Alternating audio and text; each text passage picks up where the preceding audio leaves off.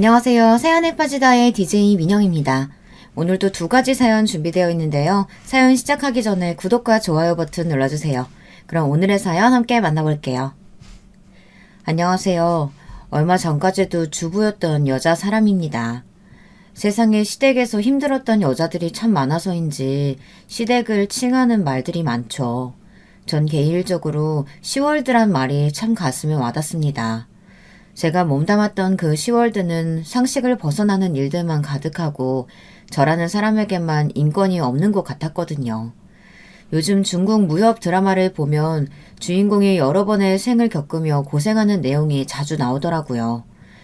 그 시월드를 벗어난 저는 방금 고난만 가득한 그 세상을 막 탈출해서 새로운 삶을 살아가는 주인공 같다는 생각을 했습니다.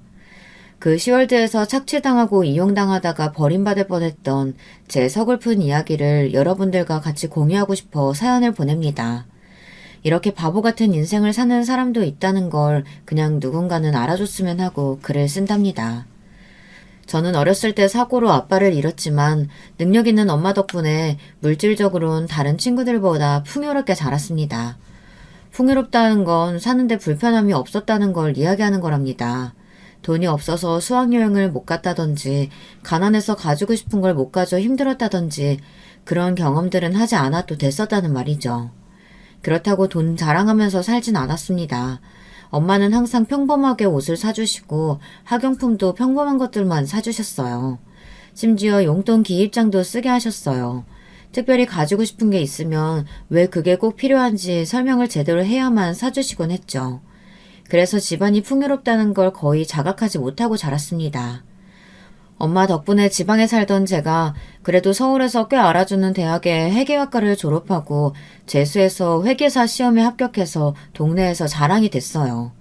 전 여자들이 가지는 직업 중에선 상당히 좋은 직업을 가졌다고 생각했고 제 어린 시절을 열심히 투자해서 앞으로 인생이 아주 편안할 거라고 생각했습니다. 근데 한 남자를 만나면서부터 제 인생이 진짜 꼬일 대로 꼬여버렸네요. 전 어렸을 때부터 알던 친구들과 달리 서울에서 만난 사람들과는 많이 친해지지 못했어요. 친구들끼리 시시콜콜한 농담으로도 즐겁게 웃던 예전과는 달리 사람들을 만날 때 머리끝부터 발끝까지 보이는 부분을 다 신경 써야 했고 제 속을 다 보여주듯 웃던 예전과는 전혀 다르게 진심을 숨기고 적당한 선을 유지해야 하더라고요. 절대 제 약점을 들켜서는 안 되는 책략가가 되어야 하더라고요. 정말 힘들었어요. 대학교도 힘들었지만 회사는 더 큰 삼국지판 안에 장기말이 되어 있는 것 같더라고요. 늘 여자들의 대화의 주제는 다른 사람 뒷담화, 각종 예쁜 물건들, 사치품이나 명품들에 대한 갈망과 소원, 남자, 여자 이야기들 뿐이었어요. 그들 입장에서는 당연히 사람 사는 이야기들인 거고 당연히 예쁘고 고가의 브랜드 상품이 좋은 건 저도 알지만 살면서 저런 것들이 주는 기쁨은 아주 찰나일 뿐이거든요. 그래서 서울 친구들의 시시콜콜한 대화들이 너무 지겹고 재미가 없었어요. 차라리 일에 몰두하자고 정신없이 일한 덕분에 그래도 그나마 좋은 직업을 가지고 살아갈 수 있었어요. 덕분에 주변 사람들에게 인정도 받고 일 잘한다고 승진도 할 수 있었던 것 같아요. 전 외모가 그렇게 뛰어난 편도 아니었고 일은 열심히 하지만 사람들과 그렇게 어울리는 사람은 아니어서 저한테 딱히 관심을 가지는 사람이 거의 없었어요. 어떤 동료는 저보고 사회화가 잘된 선택형 아웃사이더라고 하더라고요. 전 남 신경 쓸 시간에 일을 조금이라도 더 완벽하게 해야겠다고 생각했고 온통 제 삶은 일과 휴식 둘뿐이었던 것 같습니다. 회계사는 일한 지 5년까지는 업무량이 정말 너무 많거든요. 초봉이 아무리 세도 업무 강도에 치를 떠는 사람들이 부지기수예요. 저도 주말에는 아무 약속 없이 집에 처박혀서 겨울잠 자는 것처럼 절대 안 나가고 쉬기만 쉬었어요. 그런데 팀에서 저한테 붙여준 직속 후배가 저를 계속 졸졸 따라다니기 시작하는 거예요. 다른 여자 직원들은 이런저런 누군가의 뒷담화랑 온갖 잡담으로 수다를 떨기 바쁜데 항상 저만 업무에 신경 쓰고 이 일들을 어떻게 해결하면 좋을까 하는 생각만 줄기차게 하고 있는 게 다 보였대요. 저를 보면서 처음으로 믿고 일을 배울 수 있는 사람이라고 생각했다고 하더라고요. 그래서 더 자주 물어보고 연락도 하고 그랬는데 그래도 한결같이 변함없는 모습으로 자기를 대해주는 걸 보고 저랑 친해지고 싶다가 좋아하는 감정으로 발전해서 사적으로 저한테 연락을 했다고 하더군요. 그런데 같이 시간을 보내면서 저도 이 후배가 참 괜찮은 사람이구나 싶은 거예요. 얘기 들어보니까 특히 엄마랑 대화를 많이 하는 것 같더라고요. 어렸을 때 자기가 많이 아파서 엄마가 정말 낫게 하려고 몇 년을 고생하셨대요. 그래서 엄마한테 더 마음이 많이 간다고 하더군요. 참 효자라고 생각했는데 알고 보니 마마보이였지만요. 하여간 이 남자가 계속 들이대는 바람에 저는 순진하게 남들 모르게 만나기 시작했고 그렇게 2년 정도 만났어요. 전 그냥 아무 생각 없이 연애했는데 이 남자는 저랑 결혼을 결심했나 보더라고요. 남편은 저랑 결혼하고 싶어서 엄마에게도 계속 제 얘기를 했었다고 하더군요. 시어머니도 저랑 그냥 사귀기만 할 줄 알았는데 계속 저랑 결혼하고 싶다고 하니까 한번 만나보자고 하셨나 봐요. 전 남친처럼 편안한 분위기겠거니 생각하고 이럴 때처럼 단정하게 입고 어른들이 좋아하신다는 간식 같은 거를 사서 들고 나갔어요. 근데 생각보다 더 아주 인자하시고 고상하신 여성분이 앉아 계시더라고요. 입으신 옷이 말해주시는 것 같았어요. 내가 바로 강남 3호란다 이런 분위기였죠. 처음에는 제 옷차림이 너무 수수한가 하고 신경 쓰이기 시작하더라고요. 입사해서 월급 쓸 때도 별로 없어서 거의 차곡차곡 모았고 가끔 재미로 주식 투자도 좀 하는 게 다였어요. 그냥 잃어도 좋다 싶을 정도만 투자했죠. 그래도 초봉이 센 직업이어서 시어머니 될 분 앞에서 전 나름 당당했어요. 세상에, 근데 이 시어머니 될 분은 드라마에서나 나올 말들을 줄줄 읊으시더라고요. 아버지는 뭐 하시냐, 원래 우리 아들 부인은 스카이 나온 사람 아니면 생각해 본 적 없다느니 집에서 서울의 아파트랑 차를 혼수로 해올 수 있는지 물어보시더군요. 그 얘기들을 다 듣고 있자니 제가 무슨 드라마 주인공이 된 줄 알았어요. 저는 솔직하게 제가 돈 모아서 소박하게 결혼 시작하는 게 꿈이라고 하고 어머니께 경제적인 부담을 드리기 싫다고 얘기했거든요. 공기가 어색해지더라고요. 밥만 먹고 빨리 헤어졌어요. 남자친구도 빨리 돌려보냈죠. 제 눈치, 어머니 눈치 보느라 이미 말라 비틀어진 멸치 같았거든요. 저도 싫다고 하고 시어머니도 결혼을 반대했는데 결국 남자친구가 저 아니면 안 된다고 단식 투쟁을 하는 바람에 결국 남자친구와 결혼을 했어요. 전 저런 시어머니 밑에서 행복할 리가 없다고 생각했거든요. 지금 보면 제 촉이 맞았는데 더 강력하게 거부했어야 하는데 제가 너무 정에 약했고 우유부단했어요. 아들 때문에 지금 허락해 주시지만 나중에 저 혼수 안 해와서 서운하실 텐데 정말 괜찮으시겠어요? 난 한 입으로 두말하는 사람 아니란다. 믿어보렴. 우리 재준이 잘 좀 부탁한다. 지금 병원에서 링거 맞고 있어. 가서 좀 봐주겠니? 네, 알겠습니다. 드디어 상견례 날이 됐는데 남친 어머니는 제가 아직 다 마음에 들진 않았지만 아들 성화에 정말 어색하게 웃고 계셨어요. 그 눈은 가만히 있고 입만 정말 어색하게 웃고 있는 그 얼굴 아시죠? 가끔 얼굴에 쥐가 나는지 볼을 문지르고 있는 게 보여 속으로 얼마나 웃었는지 몰라요. 저런 시어머니랑 결혼 생활을 잘할 수 있을지 모르겠는데 남친이 지금처럼만 저를 사랑해주면 다 상관없겠다는 생각이 들었거든요. 어차피 서로 다 아는 형편에 조촐하게 식 치르고 주변 아는 지인만 불러서 식 올리는 걸로 하시죠. 한 번 하는 결혼인데 성대하게 해야죠. 외동딸이라 제대로 결혼시켜주고 싶어요. 그 형편에 그게 가당키나 할까요? 괜히 없으신데 무리하실 필요 없습니다. 우리도 그렇게 꽉 막힌 사람들도 아니고요. 괜히 빚내서 결혼하실 바에 저희 형편에 빚이라뇨. 저 혼자 애 키워도 부족함 없이 키우려고 열심히 돈 모았습니다. 그런 거 걱정 안 하셔도 됩니다, 사부인. 아이고, 애들 제대로 된 데서 결혼식 하려면 얼마나 많이 드는지 시골분이라 잘 모르시죠? 억소리 나는데 그래도 괜찮으시겠어요? 호텔 같은 데서 제대로 식 올리려면 정말 비싸다고요. 네, 잘 알고 있습니다. 제가 결혼식을 좋은 데서 못해서 그런지 딸한테는 제대로 하게 해주고 싶어서요. 저희 쪽에 대충 올 하객 추려보니 300명 정도 되는 것 같아요. 밥도 제대로 나오는 데서 했으면 좋겠습니다. 예아영아, 너희 어머니 혹시 허언증 있으신 건 아니지? 그 시골에서 주변 분들 300명까지 서울에 올라오시려면 다 난리 날 텐데 정말이세요? 서울 경기권에서 오는 사람들도 많고요. 지방은 결혼식 날짜 맞춰서 차 렌트하면 됩니다. 300명이 너무 많은 것 같으면 250명 정도로 줄여볼까요? 너무 줄이면 사람들이 섭섭해할 것 같아서요. 200명만 넘어도 차 렌트하는데 돈이 많이 들 텐데요. 그렇게까지 무리하지 않으셔도. 그리고 호텔 같은데 너무 시골 분들 오시는 것도 모양상 조금 그렇습니다. 그건 걱정 안 하셔도 됩니다, 사부인. 그리고 집 전세 시작한다고 하셨는데 전 딸 전세로 시작하게 안 하고 싶어요. 제가 집 알아볼 테니 돈은 반반 부담하면 어떨까 하는데요. 아니 엄마 그게 무슨 말이야. 그냥 형편대로 살면 되지. 나 굳이 좋은 데서 안 살아도. 집이 비싸니까 집은 반반 부담하고요. 차는 저희가 해올 테니 예물은 그대로 준비해 주셨으면 좋겠습니다. 시댁 식구들한테 보낼 예단도 제대로 준비할 테니 그렇게 하시고요. 아, 네, 그러죠. 그럼 뭐. 저는 너무 놀라서 테이블 밑으로 엄마 손을 얼마나 꼭 잡았는지 모르겠어요.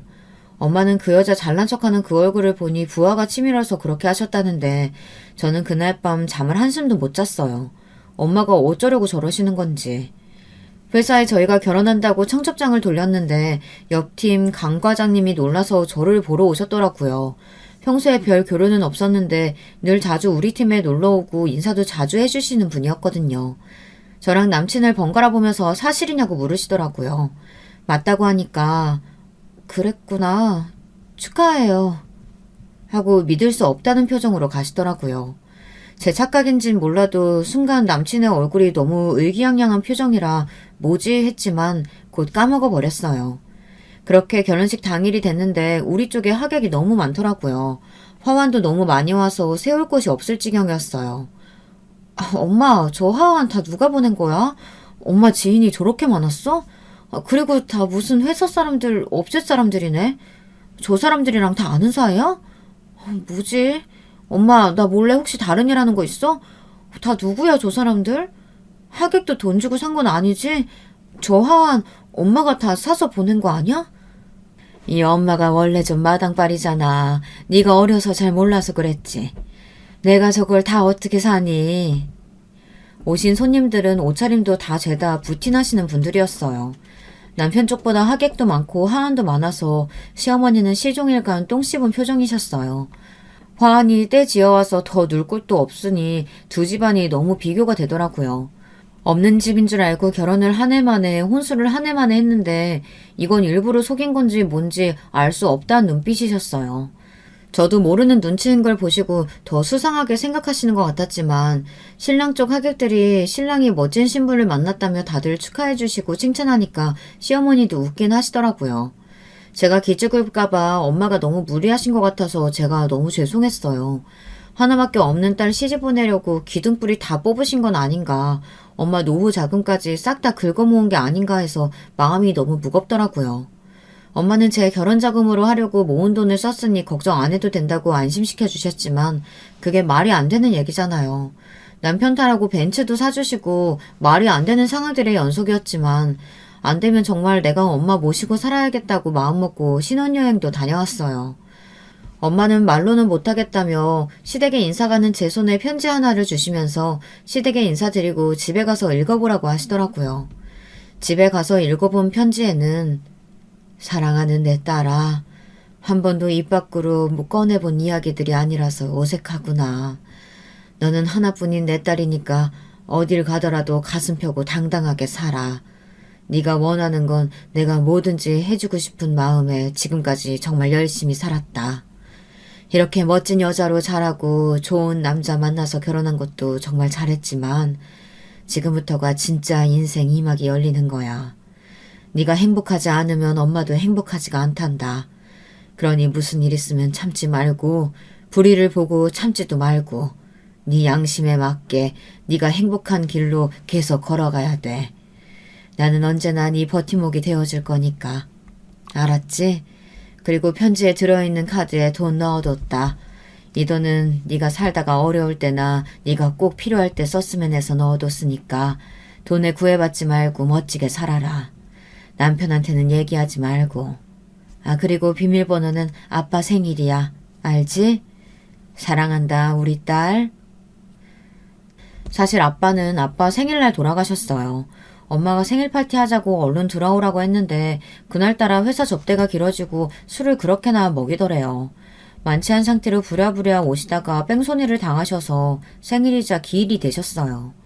엄마는 혼자 남아 너무 막막하셨는데 엄마 모르게 아빠가 이리저리 보험을 많이 들어놓으셨고 그 덕분에 엄마는 그 돈으로 장사를 시작하셨어요. 처음에는 분식집을 하시다가 나중에는 기사식당도 하셨고 위치를 옮겨서 나중에는 백반집을 하셨어요. 젊은 나이에 혼자가 된 엄마가 절 잘 키우려고 얼마나 애쓰셨는지 알기 때문에 결혼 생활도 꼭 잘 해내리라 다짐했습니다. 그런데 시어머니는 제가 생각했던 상식 밖의 사람이더라고요. 아무리 엄마는 위대하고 모성은 대단하다지만 오로지 자기 아들을 위하는 마음밖에 없는 사람은 제게는 너무 위험한 사람이었어요. 제가 살면서 가장 알고 싶지 않고 어딜 가더라도 다시는 만나고 싶지 않은 사람이 되어버렸어요. 결혼하고 인사하러 갔더니 회사는 언제 정리할 거냐고 하시더라고요. 제가 네? 하니까 왜 이렇게 말귀를 못 알아듣냐고 하시면서 우리 애보다 상사라면서 남편 앞길 막는 것도 아니고 남들 보기도 우스우니까 다른 데 취업을 하던지 아님 전업주부 하면서 임신 준비하는 것도 나쁘지 않을 것 같구나. 더 나이 먹어서 애 낳으면 너만 고생이니까. 라고 하시더군요. 다른 집들은 다들 맞벌이해야 돈을 모을 수 있다고 경단녀들도 취업 경로를 다시 탐색하고 난리인데 갑자기 무슨 전업주부인가 싶었어요. 그리고 내가 남편보다 상사라서 다른 사람 보는 눈을 신경 써야 한다니 그 힘들게 공부해서 들어간 회사를 그만두기는 정말 싫더라고요. 물론 임신하면 좀 쉬어야 할 수도 있지만 대기업인데 복지도 잘 돼서 임신해서 애 낳고 다시 복직하는 동료들도 많거든요. 점점 어두워지는 제 표정을 보고 남편이 당분간 맞벌이 하기로 했다고 했지만 시어머니는 완강하시더라고요. 죄송합니다. 고민은 해보겠지만 지금 당장 회사를 그만두고 싶은 마음은 없어요. 만약 임신한다면 휴직을 고려하겠지만 그렇지 않은 이상은 당장 그만두고 싶지 않습니다. 어렵게 공부해서 자격증 따고 대기업에 취업까지 하기 정말 힘들었는데 좀 아닌 것 같아요, 어머니. 너는 벌써부터 어른 말씀이 말 같지 않니? 네 남편이 그럼 출근해서 너 부를 때 팀장님 이렇게 존대해야 한다는 거잖아. 이게 말이 되니? 집안 가장 체면 떨어지게. 일터에 나가서 남자 체면이 떨어지면 절대 안 되는 거야. 자신감 없는 남자가 무슨 힘을 내서 큰일을 하겠어? 안 그래? 남편 아끼는 마음에서 하시는 말씀인 건 알겠는데요. 만약에 어머니께서 딸이 있으시면 이제 시집 왔으니 회사 나가지 말라고 하는 시어머니 말 잘 들으라고 딸한테 회사 당장 그만두라고 하실 건가요? 아, 됐고. 나는 딸도 없을 뿐더러 너 어른 말에 그렇게 말대꾸하라고 누가 가르치든. 그리고 우리 아들같이 찬란한 아들 얻을 때에는 이 정도 각오는 했어야 하지 않니? 죄송합니다. 일을 바로 그만두기는 어려울 것 같습니다. 아유, 정말. 얘 뭐하니? 꼴도 보기 싫으니까 저 화상 좀 치워라. 아유, 속상해 진짜. 만만찮은 분이라는 건 알았지만 신행 마치고 돌아오자마자 현실이라는 시궁창으로 이렇게 떨어질 줄은 몰랐어요. 이런 시대착오적인 발상은 어디서부터 나오는 걸까요? 당장이라도 결혼을 무르고 싶은 마음이었습니다. 게다가 남편은 어머니가 저렇게 얘기하는데 한마디도 거들어주지 않더라고요. 결국 한통속이었던 걸까요? 전 에라 모르겠다 하고 더 뻔뻔하게 나가기로 했습니다. 아마 제가 일을 그만두고 집안일을 하고 있으면 불쌍한 우리 아들이 죽어라 벌어온 돈으로 저만 호의호식하고 놀고 먹는다며 구박하실 분 같았어요. 그게 겁이 나서라도 절대 일은 그만두지 않으려고 했어요. 저를 볼 때마다 일 그만두라고 하셨지만 저는 한결같이 죄송합니다만 말하고 다녔죠. 언젠가는 포기하시겠지 하고요. 당신도 내가 일 그만두길 바래? 내가 상사라서 자존심 상하냐고. 아예 아니라고는 말 못하겠어. 회사에서 팀장님이라고 부를 때마다 좀 그렇긴 하지. 주위 시선도 좀 신경 쓰이고. 그리고 회사에 남자들도 많으니까 더 별로기도 하고. 그건 또 무슨 소리야. 남자 없는 회사가 어딨어. 내가 회사에 당신이 여자 직원들이랑 같이 대화한다고 뭐라고 한 적 있어? 아니 근데 결혼 전에 내가 들었는데 옆팀 강팀장이 자기 좋아한다고 하는 소문이 돌더라고. 일도 없는데 괜히 우리 팀에 와서 자기한테 말 걸고 인사하고 눈 맞추고 하는데 맘 있어서 그런 걸 아마 주변 사람들은 다 알고 자기만 몰랐을걸? 어디 내 여자를 넘보나 싶어서 내가 얼른 자기랑 결혼해버렸지. 그런 강 팀장 같은 놈들이 여럿 있었는데 나랑 결혼했다고 안 추근대리란 보장 없잖아. 그냥 집에 있는 게 마음이 좀 놓이긴 해. 세상에 이런 대책 없는 모자와 가족이 되기로 한 제 자신이 정말 원망스러웠습니다. 전 대체 왜 그랬을까요? 그냥 저 남자는 자기 사탕을 남에게 뺏기기 싫었던 어린아이였을 뿐이더라고요. 더 이상 할 말도 없고 피곤하기만 했어요. 그래서 그렇게 단식 투정하고 아파가면서 자기 엄마한테 반항한 거구나. 저 마마보이가. 절 정말 너무 좋아해서 그랬던 게 아니라 다른 남자가 저를 좋아한다는 얘기에 열받은 데다 제가 헤어지자고 하니까 잠시 눈이 돌았던 거죠. 이거 사기 결혼 당한 거 맞죠? 더 할 말도 없고 피곤하기만 했어요. 남편은 절 안고 분위기를 잡으려고 했지만 전 밀어내고 거실로 나왔어요. 눈앞이 캄캄해지더라고요. 저는 계속 저 모자들에게 투쟁하는 삶을 살아야겠구나 싶었어요. 유난히 엄마가 보고 싶은 밤이었습니다. 누가 뭐라고 하던지 전 그냥 꿋꿋하게 일하러 다녔어요. 그리고 당장 임신하고 싶은 마음이 추호도 없어서 남편 몰래 몸에 피임기구도 넣었고요. 들키면 또 얼마나 저를 괴롭힐지 뻔하니까 저는 혼자 과감하게 저질러 버렸습니다. 제 몸의 주인은 전데 남들이 뭐라 그런들 어떻겠어요. 시어머니는 틈만 나면 저를 불러대기 시작했어요. 요리를 가르쳐주겠다고 부르고 청소하는 법은 알기나 하냐며 부르고 빨래를 이상하게 개는 것 같다며 자기가 개는 방법으로 개면 반듯하다며 자기가 원하는 각도가 안 나오면 계속 다시 하게 만들더라고요. 전 오기가 생겨서 계속 틀렸어요. 시어머니가 저를 포기하게 만들려고 하고 있었거든요. 그 이후로 시어머니는 저한테 쓸모없는 것 이런 막말을 하기 시작하셨어요. 처음에는 제 등 뒤에서 나지기 시작하셨다가 점점 면전에 대고 하기 시작하셨죠. 전 한 귀로 듣고 한 귀로 흘리는 권법을 연마해서 거의 누가 뭐라고 해도 마음의 동요가 없는 경지에 다다른 정도가 됐죠. 그러다 남편이 실적이 좋아져서 승진을 하면 시어머니도 절 덜 괴롭히겠다는 이상한 생각을 하게 됐어요. 그래서 남편에게 특훈을 시작했죠. 윗사람들이 좋아하는 술자리 매너, 각 윗사람들이 좋아하는 음식 메뉴, 입맛, 취미 등등 그동안 모은 자료들을 총망라해서 남편을 승진시키려고 애썼어요. 사실 저희는 재무팀 소속이라 실적보단 기업의 재무 상황을 파악하고 재무제표 작성, 세무인 허가, 회계 감사 등의 작업을 처리하는 일이 주인데 입사하고 5년까지는 정말 지독한 업무량에 치여서 살았거든요. 그런 업무들을 간결하고 정확하게 처리하는 게 회계사의 일인데 남편은 스카이대를 나왔으니 업무 처리를 빨리 하고 라인만 잘 골라 접대만 잘해도 승진이 잘 될 것 같더라고요. 따로 골프도 좀 배우게 했어요. 공이나 퍽퍽 쳐대는 그 골프가 그렇게 재미있는지 모르겠지만 남편은 그렇게 라운딩을 돌고 연습하면서 적당히 부정한테 져주고 멋있다고 칭찬해주고 자주 엄지를 치켜대면서 잘 해내고 왔더라고요. 남편이 아주 입 안에 혀처럼 구니 부장님이 이사님이랑 전무님을 모시고 가는 골프 라운딩에도 데리고 가더라고요. 회사를 아주 사랑하는 사원이라서 같이 데려왔고 얼마 전에 직장의 팀장이랑 결혼도 했다고 하며 회사에 뼈를 묻을 직원이라고 했다더라고요. 참 웃기죠. 대기업도 결국은 인맥 싸움인 걸까요? 일처리 좀 잘하고 학벌 좋고 이리저리 접대를 잘하니까 남편이 점점 빠르게 승진하기 시작하더라고요. 사실 좀 씁쓸하긴 했어요.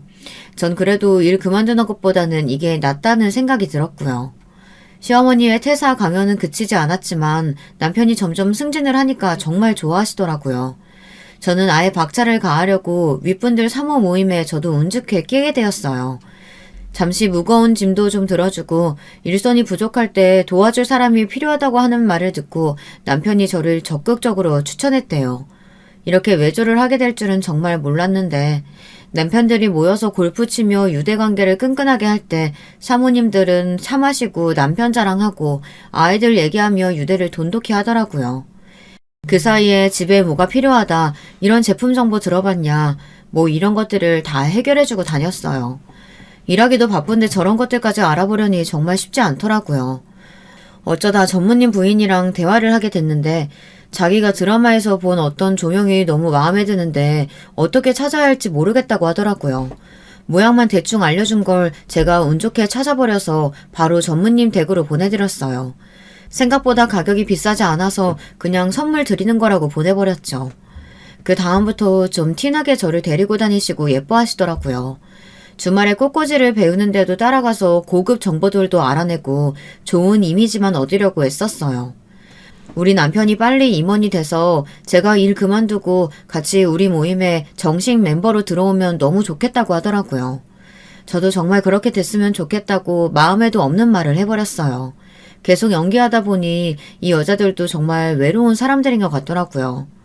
남편이 일하느라 바쁘다고 정신없는 통에 늘 사랑과 관심이 고픈 사람들이더라고요. 제가 하는 작은 칭찬과 사모들에게 관심을 가지는 말투에 경계를 다 풀고 완전 친해지게 됐어요. 사모들이 남편들한테 우리 남편을 추천하면서 일 잘하고 똑똑하다던데 일하는 거 써보는 거 어떠냐고 적극 추천을 해줘서 남편은 해가 다르게 회사에서 입지가 올라가고 있었어요. 정말 젊은 나이였는데 어르신들 모시고 다니다 보니 남편도 갑자기 나이가 많이 들어 보이고 머리도 많이 빠지고 배도 많이 나왔더라고요. 참 많이 성숙해지더라고요. 그동안 시어머니는 저를 참 많이도 괴롭혔습니다.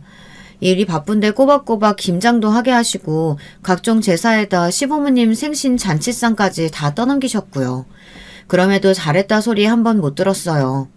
하루는 너무 힘들어서 배달 음식을 시켰더니 네 음식 솜씨가 이럴 리가 없다며 배달을 시켰다고 엄청 혼내시더라고요. 다른 손님들은 정말 잘 먹었다고 칭찬해주고 가셨는데 맛있으면 된 거 아닌가요? 화가 나서 그 이후로도 계속 시켜드렸어요. 사람이 악에 바치니까 앞으로도 이렇게 하면 되겠다는 배짱까지 생기더라고요. 남편은 여전히 방관자였어요. 자기가 엄마 좀 이해해드려. 가서 좀 도와드리고 애교도 좀 떨고 그래. 뻣뻣하게만 하지 말고. 늘 이런 식이고 일절 도와주는 일이 없었어요. 보통 사랑하는 부인이랑 시어머니가 사이가 안 좋으면 남편이 중간에서 오해도 풀어드리고 노력도 좀 하면 좋잖아요. 근데 남편은 저한테 서운한 게 있으면 다 시어머니한테 이야기하더라고요. 꼭 학창시절에 셋이 노는데 둘이서 편먹고 한 명 골탕 먹이는 것 같이. 진짜 남편은 이래서 남의 편이라고 하는 거구나 싶었어요. 몇 년이 지나도 여전히 시어머니의 괴롭힘은 끝이 없었어요. 아마 처음부터 계획한 것들일 수도 있겠다는 생각이 들더라고요. 결혼한 처음부터 벼르고 있었는데 제가 끝까지 일도 안 그만두고 자기 말에도 계속 대꾸 하니까 피임하는 건 아니라는데 임신도 안 되니까 부하가 치밀대로 치밀어 하더라고요. 근데 임신하면 저런 시어머니가 또 얼마나 참견을 하고 괴롭힐지 전 정말 자신이 없었어요. 결혼한 지 5년 만에 남편은 파격 승진을 해서 상무 자리에 올라갈 수 있게 됐어요. 보통 회계직이 올라가기 힘든 자리인데 인맥 관리를 너무나도 잘한 덕분이겠죠. 그들의 이 입김이 많이 작용했을 거라고 뒤에서 수군거리는 사람들이 많더라고요.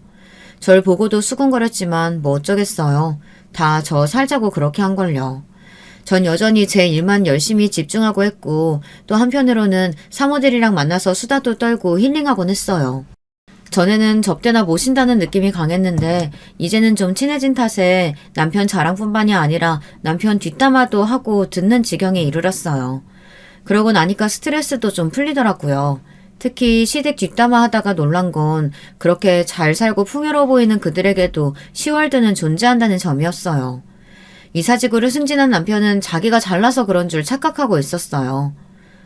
저러면 오래 못 갈 텐데 하는 걱정이 될 정도로 접대와 아부에 더 열을 올리는 것 같더라고요.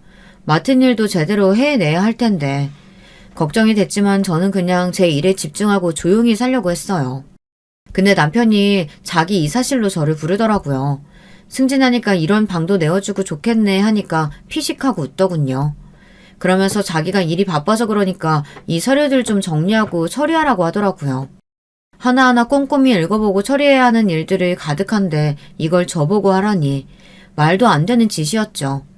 이런 일은 대신하면 안 되는 일이라고 했더니 자기가 비즈니스가 너무 바빠서 잠잘 시간도 부족하다는 거였어요. 그래서 제가 단호하게 얘기했어요. 그런데요. 저도 지금 제 할 일들이 밀려 있습니다. 제 업무 처리도 바쁜데 시어머니가 자주 부당한 가사노동도 시키시고 남편 외조하느라 사모 모임에도 나가야 해서 시간이 전혀 없습니다. 그럼 나가보겠습니다. 아니 정말 이러기야? 내가 힘들다잖아. 나 정말 힘들어 죽겠다고. 많이 힘드시면 병원 가서 링거 맞으시고 다시 일하시죠. 건강은 챙기셔야 하니까요. 접대를 잘하는 것도 좋지만 이제 이사까지 되셨는데 본인 할 일은 해가면서 입맛 관리를 해야 인정도 받고 자리 보전하실 수 있는 거예요. 제가 도와드렸던 건 임원직 맡으시는 것까지였어요. 아직도 제가 왜 그렇게 외주를 열심히 하는지 파악을 잘 못하고 계신 것 같네요. 전 이만 나가보겠습니다, 상무님. 뒤에서 붙잡는 소리가 들렸지만 그냥 아랑곳하지 않고 나왔습니다. 제 욕을 하는지 어쩐지 귀가 많이 간지럽더라고요. 퇴근하고 시어머니가 겉절이를 만들어서 가지고 오라고 했던 게 기억나서 부랴부랴 만들어서 가지고 갔습니다. 시댁으로 가는 길에 낯익은 목소리가 들리더라고요. 바쁘다고 했던 남편과 시어머니였습니다. 엄마, 내가 오늘 너무 힘들다고 마누라한테 좀 도와달라고 했는데 아니 자기 일도 많다면서 힘들다고 안 해주더라고. 나 힘들어 죽는 줄 알았잖아.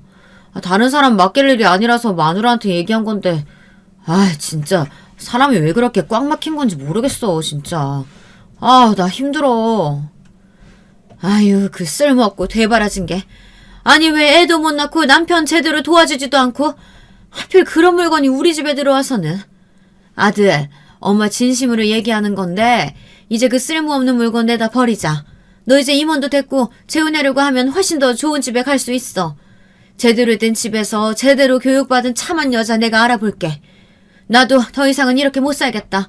우리 아들 불쌍해서. 그럴까 엄마? 나 요즘 진짜 마누라 때문에 숨 막혀. 집에 가기도 싫어. 집에 가면 일은 다 밀려있고 예전처럼 청소도 잘 돼 있더라고. 늘 지친 표정이고 보면 숨만 턱턱 막혀서 대화하기도 싫어. 그래, 내가 빨리 처리할게. 너는 걱정하지 마. 엄마가 다 알아서 할 테니까. 곱게 만들어서 가져갔던 겉절이를 쓰레기통에 버리려다가 음식이 아깝더라고요. 너만 엄마 있냐? 나도 엄마 있거든. 전 한밤중에 엄마를 보러 갔어요. 엄마가 지방에서 서울에 올라와 계신 지 좀 됐거든요. 엄마는 반갑게 절 맞아주셨어요. 다와온 겉절이 맛을 보시더니 너무 맛있다고 너는 참 못하는 게 없다고 칭찬을 하시더라고요. 그 소리를 들으니까 갑자기 눈물이 나서 엄마 앞에서 한참을 펑펑 울었어요. 말없이 달래주시면서 조용히 물어보시더라고요. 그놈 때문이냐? 엄마, 그러니까 글쎄. 전 지금까지 있었던 얘기들을 쫙 다 엄마한테 얘기했어요. 엄마는 그동안 정말 고생했다고 저를 계속 달래주시더라고요. 그 정도면 오래 잘 참고 살았다. 그 바보 같은 모자들한테 복수 좀 해줄까 우리? 씩 웃으시는 엄마의 눈에 광기가 보이더라고요. 저는 말없이 고개만 끄덕였어요. 엄마가 다 알아서 할 테니까 넌 걱정하지 말아라. 내일 회사 갈 때 이혼 서류 내밀고 당장 이혼하자고 해. 일은 이혼하고 나면 다 알아서 진행할 거야.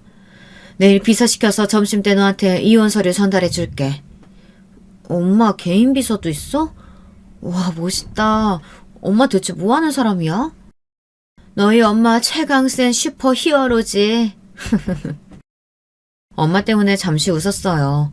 그 집으로 들어가기가 싫어서 엄마 집에서 자고 바로 회사로 출근했어요. 엄마 비서한테 전달받은 이혼 서류를 들고 남편한테 내밀었죠. 니까짓 게 감히? 뭐 이러한 얼굴이었어요. 남편은 자기가 선수 치지 못해서 약이 바짝 오른 얼굴이더라고요. 급하게 사인하고 서류를 던지길래 곱게 주워 나오면서 얘기했어요. 타시던 차는 돌려주시고 지금 살고 있는 집은 반반 부담하기로 했지만 우리 집에서 계약금까지 냈으니 처음에 집 사려고 보탠 돈만큼 지금 시세에 맞게 더 얹어서 송금해 줄게요. 내일까지 집에서 짐 다 빼세요. 저는 웃으면서 결혼 반지를 빼서 주고 왔어요. 예쁜 반지였는데 빼고 나니 족쇄가 풀린 것처럼 너무 속이 시원한 거 있죠. 아니 갑자기 찾아와서 이혼 서류 내밀고 갑자기 이러는 이유가 뭐야? 내가 바람을 피우고 그래서 뭘 했어? 시어머니랑 이제 쓸모없는 거 갖다 버리자고 작당모의 하는 걸 들어서요. 나도 그쪽이 쓸모 없어져서 내가 먼저 버리려고요. 이제 그만 내 인생에서 사라졌으면 하네요. 법원 출석이나 잘해요. 아니, 그건 있잖아. 아니 그게 됐고 입 다물어. 회사에서 쪽팔리기 싫으면. 저는 통쾌하게 이사실에서 나왔어요. 기분이 정말 날아갈 것 같더라고요. 그 모자랑 더 부딪히지 않아도 된다는 생각에 입안 가득 박하사탕 한 통을 다 녹여먹는 기분이었어요. 집에 갔는데 제 짐이 싹 나와있고 시어머니가 의기양양하게 당장 나가라고 하길래 전 엄마 비서를 불렀어요. 비서가 오기 전에 통화로 이야기하는데 눈앞이 캄캄하더라고요. 세상에. 전 찍은 적 없는 제 인감을 어떻게 구한 건지 제 동의도 없이 이 집 앞으로 대출을 받았다는 거예요. 곱게 지나가려고 했는데 이 미친 시어머니와 아들에게 한마디 해야겠더라고요. 저희 얘기 들으셨을 거예요. 근데 잘못하신 게 남편 짐을 다 가져가셔야 하거든요. 제 짐은 다시 다 넣어주세요. 참 고생하셨겠네요. 조사해보니까 공동명의자 동의도 없이 은행 대출을 받으셨더라고요. 딱 집 살 때 보내주신 금액만큼 대출 받으셨더라고요. 어떻게? 가져갈 몫은 다 챙기신 것 같아서 이제 집만 가지고 나가주시면 될 것 같습니다.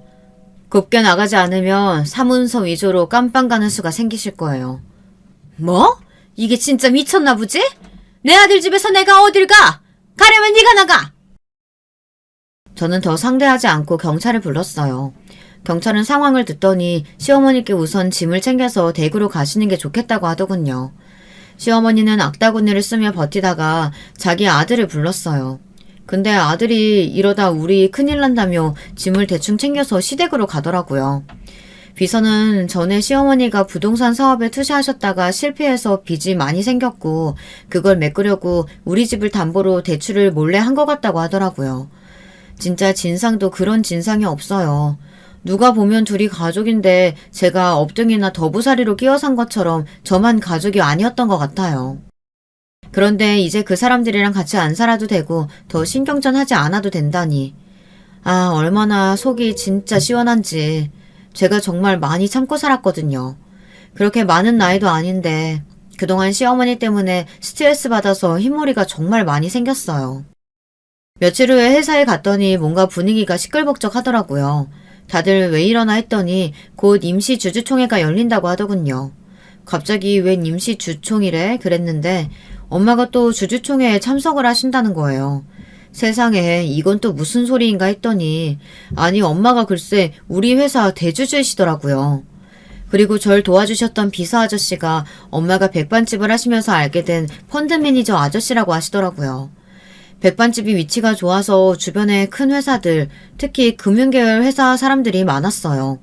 엄마 손맛이 좋아서 점심시간이나 저녁시간에도 손님들이 많이 몰렸는데 거기서 사람들이 대화하는 걸 듣는데 솔깃한 얘기들이 많으셨대요. 이번엔 어디가 얼마나 올랐고 어디가 하락세고 이런저런 정보가 많이 들리더래요. 늘 밥을 먹으러 오는 펀드 매니저 무리가 있었는데 그 중에 한 명이 엄마 눈에 유독 띄셨대요. 밥 먹으면서도 항상 공부하고 분석하는 모습에 저 사람이면 믿을 수 있겠다는 생각이 드셨대요. 그래서 그분과 상의해서 투자를 시작하셨대요. 아저씨는 늘 분석하고 데이터를 수집하고 있었기 때문에 늘 수익을 내고 손해를 최소화할 수 있었대요. 근데 아무리 예측을 잘하더라도 9.11 테러 같은 일이 일어날 거라고는 쉽게 생각할 수 없잖아요. 근데 그럴 때도 촉이 좋으신지 내수 쪽으로 투자 비율을 더 늘려야 한다고 해서 늘렸는데 그게 정말 엄청난 히트가 됐었대요. 그때 다들 외국에 투자를 많이 하던 시절이라 다 난리가 났었는데 엄마랑 아저씨는 도리어 큰 수익을 얻으셨대요. 그래서 아예 그 펀드 매니저분을 영입해서 개인 비서처럼 같이 일하기 시작하셨대요. 덕분에 식당도 브랜드를 만들어서 체인점 체제로 바꾸고 식당 체인 사업을 시작하셨는데요. 그 아저씨는 일에 정말 진심이셨는데 고객을 대하는데 좀 서툴러서 인정을 잘 받지 못하셔서 자신감이 없으신 거였고 엄마는 그 아저씨의 진가를 알아보신 거죠. 돌이켜보면 제가 어릴 때부터 엄마는 식당 일 하시고 밤에는 피곤하실 텐데 신문도 꼼꼼하게 읽으시고 이런저런 경제 관련 책도 늘 읽으셨어요. 꼭 새벽 4시 반에 일어나셔서 또 뭔가를 항상 계산하고 공부하고 계셨어요. 어렸을 때 엄마가 집에 오셔서도 늘 그렇게 공부하시는 바람에 저도 자연스럽게 책도 읽고 특히 경제학 관련 책들을 많이 봤던 것 같아요. 그래서 결국 회계학과로 진학하게 됐고요. 다들 안 믿겨지시죠? 저도 안 믿겨요. 평범한 아줌마 같은 우리 엄마가 남들이 다 잘 시간에 공부하시고 또 낮에도 밤에도 열심히 일하신 우리 엄마였지만 우리 엄마가 드라마에서만 보던 대주주라뇨. 저희 회사가 주가가 많이 떨어졌을 때 주식을 많이 사두셨고 특히 몇 해 전 회장님이 퇴임하시면서 자식들이랑 임원들한테 주식을 골고루 나눠준 적이 있었거든요. 그때 엄마가 대주주 반열에 들어가셨다고 해요. 제가 입사하고 나서 우리 회사 주식을 더 부지런히 모으셔서 가능했다고 해서 더 놀랐고요. 단기간에 이루어진 일이 아니라 오랜 시간 동안 노력이 모여 가능한 일이었어요. 언젠가 쓸 일이 있을 거라는 생각에 그러셨다는데 전 우리 엄마가 정말 대단하시다는 생각밖에 안 들었네요. 회사 소식 등에 따르면 엄마는 정말 깐깐하고 똑똑한 대주주시라고 소문이 났고 베일 속에 있던 그분이 처음으로 여는 임시 주총이라고 해서 난리가 난 거였더라고요. 속으로 생각했어요. 엄마, 화이팅. 엄마는 주총에 저도 참석하라고 하시더라고요. 전 말도 안 된다고 했지만 조용히 상황이 어떻게 돌아가는지 알고 있는 게 좋겠다고 하시더군요.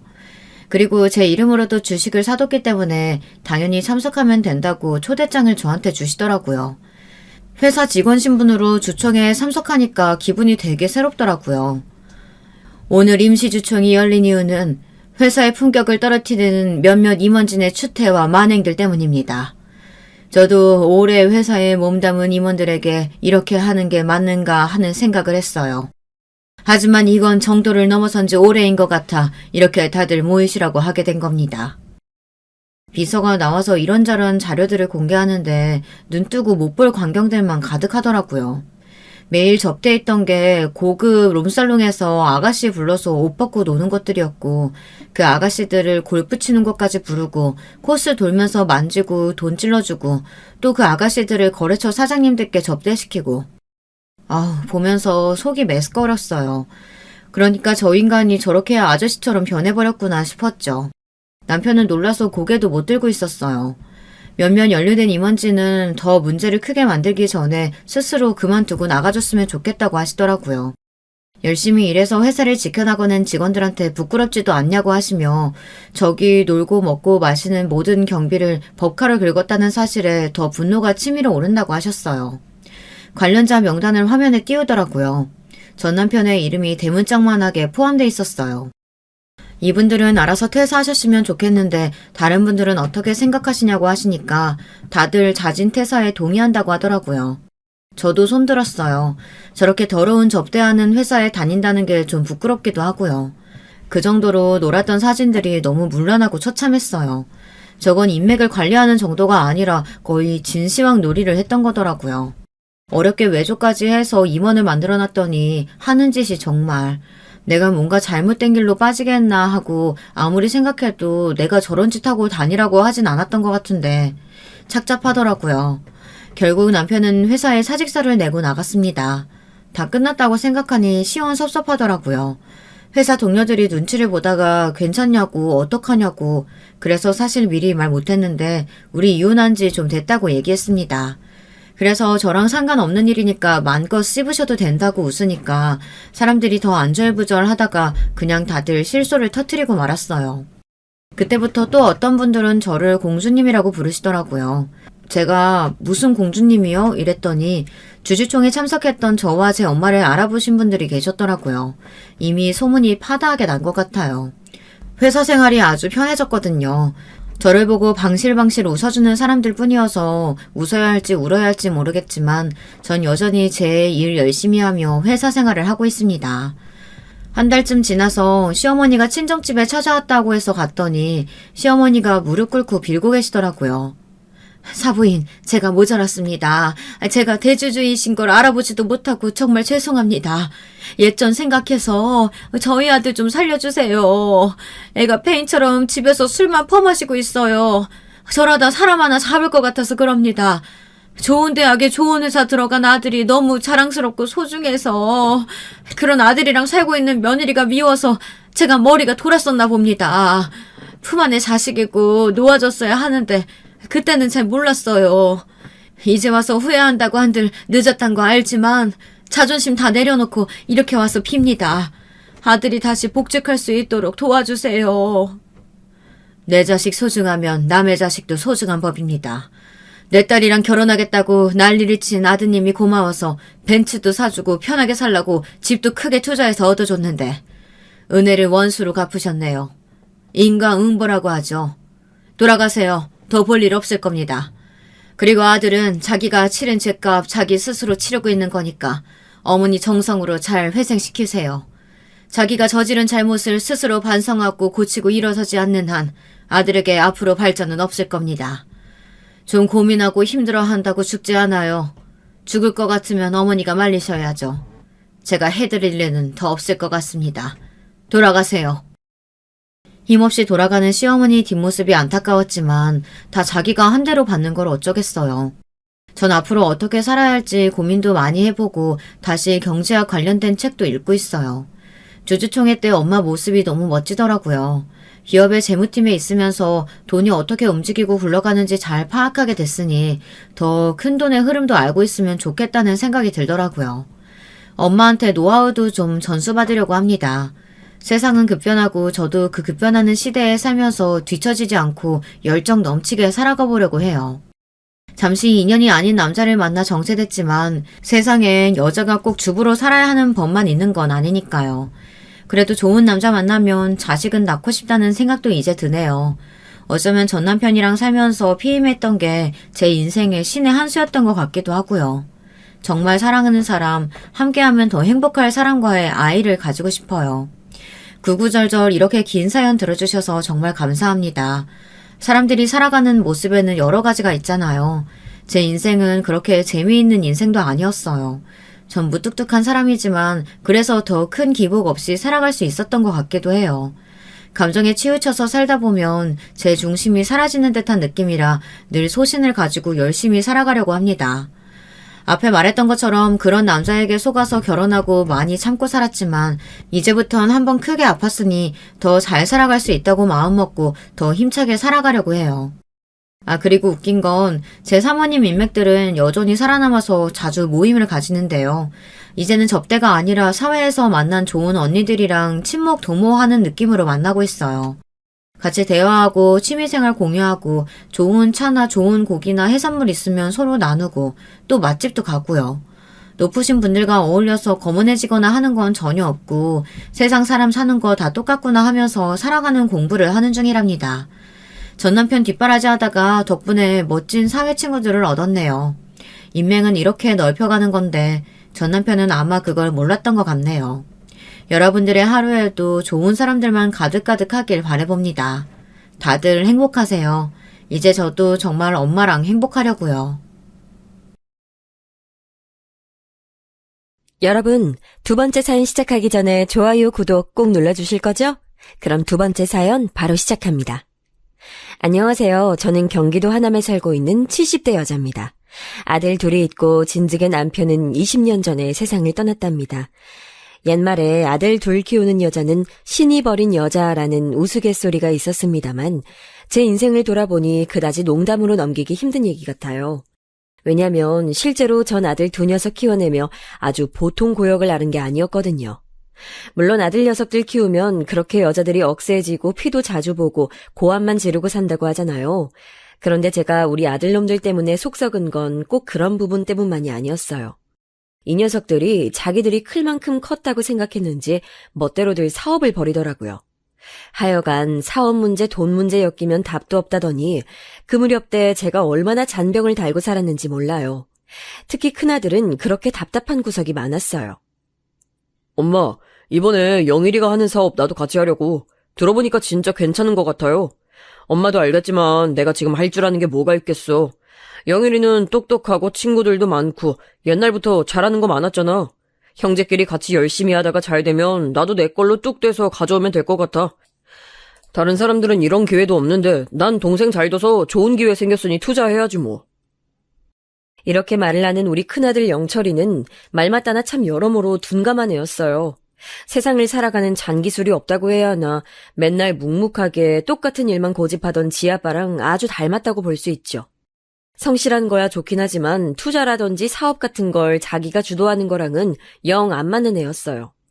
반면에 둘째 영일이는 어쩜 그렇게 잔머리가 잘 돌아가는지 맨날 주변에 사람들을 몰고 다녔습니다.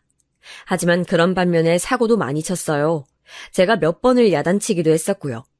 그런데 뭐라 해대면 욱하는 성질의 둘째 녀석은 늘 곧장 받아치면서 소리를 질러대더라고요. 막내랍시고 아주 오냐오냐 키웠고 얼굴은 저를 제일 많이 닮아서 예뻐했더니 버릇이 보통 없는 게 아니었어요. 아이, 엄마가 뭘 한다고 그래. 이제 시대가 바뀐다니까. 책상 앞에서 머리 박고 공부나 해서 남들 다 가는 회사 다녀서 뭘 하냐고. 아이, 평생 그렇게 회사 위에 목숨 바쳐서 사는 인간들이 회사한테 대접받는 거 봤어? 아버지 봐봐. 때 되면 다 저렇게 정리당하고 갈아치워지는 거야. 자기 힘으로 자기 기술로 사업을 해야지. 아이, 남자가 돼서 큰 돈 벌려면 사업 말곤 답이 없어, 엄마. 아닌 게 아니라 우리 남편은 열심히 다니던 직장에서 해고를 당했고 그때 충격으로 이런저런 일들을 벌였어요. 돈이 풍족한 것도 아니고 여유도 없었는데 어쩜 그렇게 사업한다고 겁없이 뛰어들었는지 몰라요. 치킨집을 했다가 문방구를 했다가 하는 와중에도 남들이 그렇게 말리고 안 된다는 타이밍과 업종만 골라서 하더라고요. 그러니 제 고생이 얼마나 심했겠어요. 남편이 자리를 못 잡고 있는데 아들 두 녀석은 날이 갈수록 몸이 커가고 하고 싶은 것들은 많아지고 식비 대고 학원비 대고 하느라 저만 눈이 빠지도록 시장에서 일하고 억척스러워졌어요. 말로는 아들 녀석 둘 다 저만 보면 그렇게 짠하다 눈물이 난다고 하는데 글쎄요, 저는 그냥 얌전히들 좀 살아줬으면 좋겠는데 말이에요.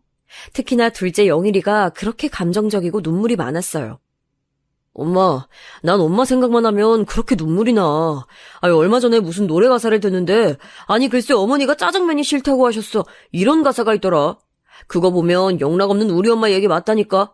엄마 맨날 좋은 거 준다고 나랑 아버지랑 형만 주고, 엄마는 그거 싫어한다면서 안 먹잖아. 아니, 고등어도 맨날 머리만 먹고, 짜장면 시켜도 엄마는 짬뽕 국물 남은 거에 밥이나 말아 먹고.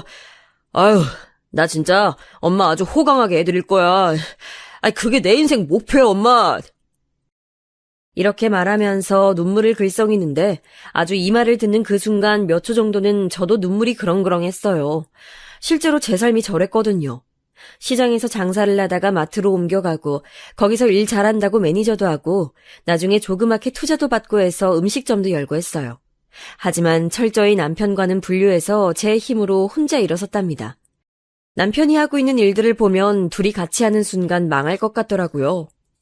둘 다 망할 수는 없으니 아무리 없는 형편이라도 남편은 남편대로 저는 저대로 경제활동을 해야 할 것 같았어요. 그런 와중에 그리 아끼고 힘들게 살았고 좋은 것들은 모두 저 빼고 가족들만 줬어요. 그걸 둘째 영일이가 기억하고 저렇게 애틋해하니 저도 찡했죠. 하지만 그걸 알았다면 제 엄마가 이런저런 신경 안 쓰게 살아줘야 하는 거 아닌가요? 둘째 녀석은 가만히 있지 않고 꼭 사고를 쳤어요. 얘는 고등학교 때에도 같은 반 친구를 때려가지고 학교 전학을 한번 간 적이 있었어요. 가까스로 졸업시키고 대학도 보내놨는데 어른이 됐다고 생각한 건지 툭 하면 술 먹고 어디서 시비가 붙어오는 거예요. 야망이 커서 그런지 조금만 누가 자기를 흉보거나 기를 죽이는 듯한 발언을 하면 못 참더라고요. 아이, 진짜 엄마. 걘 맞을만 했어. 아니, 내가 이런저런 사업한다고 했더니 비웃잖아, 집까짓게. 내가 사업 크게 해서 우리 엄마 호강시켜준다고 했더니 퍽이나 그런 아이템으로 돈이 벌리겠냐고 아주 속을 박박 긁더라고. 아우, 걔는 더 때렸어야 돼. 이러니 한숨이 팍팍 나오고 몇 년씩 더 늙어버리게 되는 것 같더라고요. 호강은커녕 엄마가 사람들 쫓아다니며 허리가 부러지도록 굽혀가며 사과를 하고 다니는데 도통 철들 기미가 안 보이는 거예요. 그나마 매를 맞아야 정신을 차리는 건지 군대가 있던 동안에는 집안이 아주 조용했어요. 저도 그땐 그러면 안 되는데 시커먼 아들 두 녀석들한테 치이는 압박으로부터 해방감을 조금 느꼈답니다. 그러고 하나둘씩 제대를 하더니 둘째 녀석은 사업병을 버리지 못했고요. 아주 군대에서 더 세게 확장을 시켜가지고 나온 거예요. 그래도 그나마 이때는 큰아들이 자기가 하고 있던 공부도 있고 딱히 돈 욕심이 없었어요. 그런데 처음 취업했던 직장에서 크게 괴롭힘을 당하더니 나중 가서는 대차게 회사를 그만둬버린 거예요. 얘 영철아, 왜 그러는 거야? 회사에서 뭘 얼마나 힘들게 했길래 그만둬? 세상 일이 호락호락하지 않아. 그런 거 다 감당하면서 살아가는 거야. 다시 가서 회사에 말 좀 해보자, 응? 이런 말을 해도 큰아들 영철이는 귀담아 듣질 않더라고요. 엄만 모르겠지만 내가 회사 다니면서 얼마나 괴로웠는데. 맨날 술 먹이고 상사는 무시하고 군대에서 나 괴롭히던 애보다 더 끔찍하게 굴렸어. 영업한다고 끌려가서 새벽까지 술만 먹고 상사 뒤치다거리하고 정말 죽을 것 같아. 엄마, 나 살고 싶어서 회사 그만뒀어. 그냥 좀 놔둬줘, 제발. 이런 사정들을 괴로운 얼굴로 털어놓더니 큰아들은 이후로 거의 2년간을 방에서 칩거 생활을 하다시피 했어요. 요 근래 몇 년간 다들 코로나로 힘들어하고 고생하셨고 이쯤이면 끝나겠지, 설마 몇 년씩 가겠어 하고 생각해보신 분들 있으실 텐데요. 제 경우가 저때 딱 그랬어요. 아들이 방황하고 방 안에서만 갇혀 지내는 생활을 한두 달이면 끝내겠지, 길어야 반년이겠지, 아니 너무 길어도 1년이겠지 이런 식으로 말이에요. 집에 친척들도 부를 수 없었고 손님들도 맘대로 들일 수가 없었답니다. 하도 큰아들이 예민한 상태로 방 밖으로 안 나오니 잠깐 화장실 들고 나는 그 와중에 괜히 성질 부리고 할까 봐요. 수염도 안 자르고 머리도 덥수룩해져서는 그나마 다행인 건 매일같이 씻었다는 거예요. 밥도 지가 해먹고요. 대신 취직을 안 하고 밖에 안 나가고 방에서 게임만 하고 있었다는 거죠. 그런 큰아들을 끌어낸 게 둘째 녀석이었어요. 살살 방문 밖에서 달래보고 이렇게 저렇게 하면서 진즉에 자취한다고 나가 있던 녀석이 가끔 올 때마다 형을 설득하더라고요. 그러다가 2년쯤 되었을 무렵 큰아들은 나왔고 자기도 뭔가 해본다면서 동생이랑 뜻을 합하게 됐네요. 그런데 한번 뭔가 하다가 틀어진 적이 있어서 둘이 대차게 싸우길래 저는 진짜 속이 터질 것 같은 거예요. 뭐 하나 왜 이렇게 일이 쉽게 가는 게 없는 건지 그쯤에 남편도 병을 얻어서 아픈데 말이에요. 제가 하고 있는 식당이 그나마 저에게 위안을 주었던 것이 단골들도 일정하고 장사 흐름도 좀 손에 익게 되었다는 거예요. 하지만 그것 말고는 집안 사정이 너무 멋대로니 마음이 괴롭더라고요. 하지만 그렇게 제가 반대를 해대도 둘이 다시 뭔가 한다고 어울려 다니더니 급기야는 둘째 녀석이 지형을 상대로 거의 사기를 치듯 일을 벌였어요. 이때 옆 가게 아줌마가 저에게 했던 충고가 생각나더라고요. 영철 엄마, 아무리 아들들 짜내도 둘이 같이 사업은 죽어도 못하게 해야 돼. 나이 먹어서 아들들이 말을 안 들어도 호적에서 빼버린다는 각오로 막아야 돼. 아들 하나 잘못되면 다른 하나라도 멀쩡해야지. 아이, 둘 다 막으면 어쩌려고 그래. 하나가 위태로울 때 다른 하나가 도와줄 수 있는 건 사업으로 하는 게 아니야. 각자 사업이건 취직이건 열심히 하다가 안 됐을 때, 그때 멀쩡히 자리 잡은 한 녀석이 조금 돈으로 보태주던가 해야지. 아쉽지 않을 돈으로 말이야. 둘이 같이 물에 뛰어들게 하면 어쩌겠다는 거야. 이때 말이 정말 100번 맞고도 또 맞는 말이라는 건 알았지만 막상 집으로 돌아와서 그 바른 말대로 실천하기는 쉽지 않더라고요. 하지만 저도 정말 어떻게 그 불길을 끌 방법이 없었어요. 제가 신도 아니고 모든 것에 손을 다 뻗쳐가면서 살 순 없었으니까요.